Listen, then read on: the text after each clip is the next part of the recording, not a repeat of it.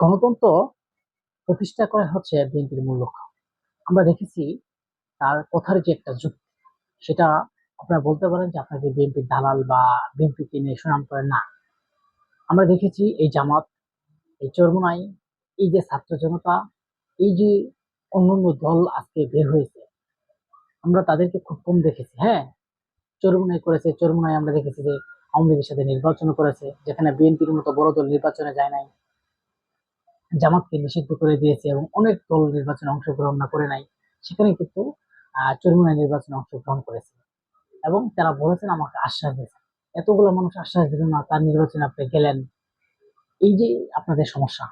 এবং আবার আরেকটা হচ্ছে যে জামাতকে নিষিদ্ধ করে ফেলেছিল এবং বিএনপি কিন্তু যুগের পর যুগ আন্দোলন, সংগ্রাম এবং চেষ্টা চালিয়ে আজ এই পর্যন্ত।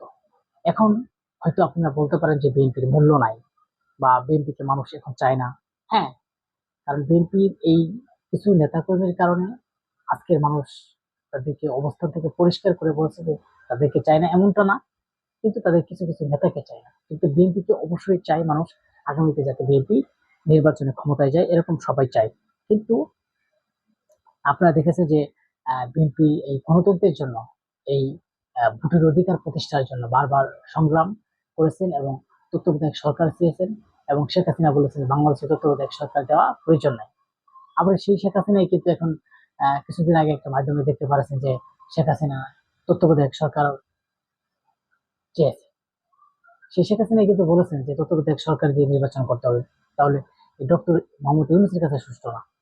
আমার কথা হচ্ছে, ডক্টর মোহাম্মদ ইউনূসের কাছে যদি নির্বাচন সুষ্ঠু না হয়, আপনারা ধরেন ডক্টর মোহাম্মদ ইউনূস একটা নিরপেক্ষ, কোনো দলের পক্ষে না, সাধারণ একটা মানুষ বা প্রধান উপদেষ্টা হিসেবে আছেন, তার কাছে যদি গণতন্ত্র হিসাবে এবং আগামী নির্বাচনে সুষ্ঠু না হয়, তাহলে আপনি যে 17 বছর নির্বাচন করে গেছেন আপনার অধীনে, তাহলে কিভাবে সুষ্ঠু হয়েছে? আপনারা তখন বলেছেন যে গণতান্ত্রিক তত্ত্বাবধায়ক সরকার আর বাংলাদেশে আসবে না, কিন্তু এখন আবার তত্ত্বাবধায়ক সরকার হয়। যাই হোক, আমি যে বিষয় নিয়ে বিএনপির যে অধিকার প্রতিষ্ঠা নিয়ে আমি কথা বলতে চাচ্ছি, সেটা হচ্ছে বিএনপি যুগের পর যুগ, জিয়াউর রহমান এই দেশের গণতন্ত্র প্রতিষ্ঠার জন্য সংগ্রাম করেছেন।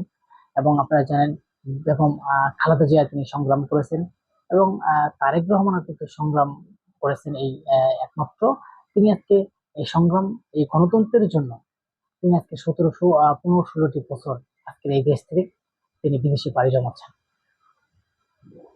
আজকের যে সালাউদ্দিন সাহেব যিনি বলেছেন, তিনিও কিন্তু এই গণতন্ত্রের জন্য বাইরে থেকে লড়াই সংগ্রাম করেছেন এবং তারা মামলা হামলার শিকারে তিনি কিন্তু দেশের বাইরে ছিলেন।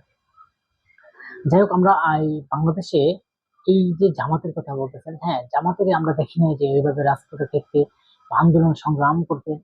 আবার অনেকেই বলেন যে বিএনপি কি গণতন্ত্র প্রতিষ্ঠিত করবে, বিএনপি তো একটা ভালো ট্রাক সরাতে পারে না, এমন একটা প্রশ্ন মানুষের কাছে আসে।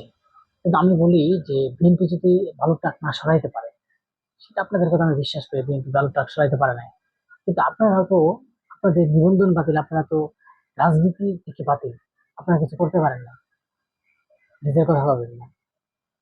এটা হচ্ছে যে বিএনপি হচ্ছে আগামী দিনের একটা গণতান্ত্রিক, মানুষ যাতে গণতান্ত্রিক প্রতিষ্ঠা করে, মানুষ তার নিজের উপর প্রয়োগ করে একটা নির্বাচিত সরকার প্রতিনিধি তৈরি করতে পারে, এটা হচ্ছে বিএনপির মূল লক্ষ্য এবং চ্যালেঞ্জ।